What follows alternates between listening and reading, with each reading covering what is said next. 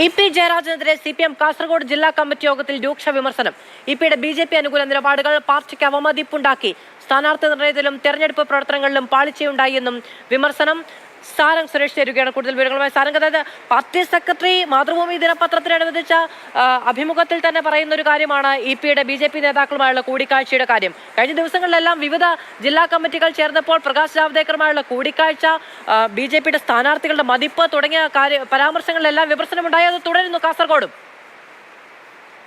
തീർച്ചയായും മാധു, മുൻ ദിവസങ്ങളിൽ മറ്റ് ജില്ലാ കമ്മിറ്റികളിൽ നടന്നിരുന്നതിന് സമാനമായ ചർച്ചകൾ തന്നെയാണ് ഇപ്പോൾ കാസർഗോഡ് ജില്ലാ കമ്മിറ്റിക്കകത്ത് നടന്നിരിക്കുന്നത്. ഇത്തരത്തിൽ വൈദേകൻ റിസോർട്ടുമായി ബന്ധപ്പെട്ടും പ്രകാശ് ജാവ്ദേക്കറുമായി ബന്ധപ്പെട്ടുള്ള കൂടിക്കാഴ്ചയും BJP സ്ഥാനാർത്ഥികളെ കുറിച്ചുള്ള അദ്ദേഹത്തിന്റെ അഭിപ്രായം പോലും വലിയ രീതിയിൽ കാസർഗോഡ് ചർച്ചയായി എന്നുള്ള വിലയിരുത്തലാണ് ഇപ്പോൾ ജില്ലാ കമ്മിറ്റിയുടെ ഭാഗത്ത് നിന്ന് ഉണ്ടാകുന്നത്. മാത്രമല്ല, ഇ.പി. ജയരാജന് പ്രത്യേക ചാർജുള്ള ഒരു പാർലമെന്റ് മണ്ഡലം കൂടിയായിരുന്നു കാസർഗോഡ്.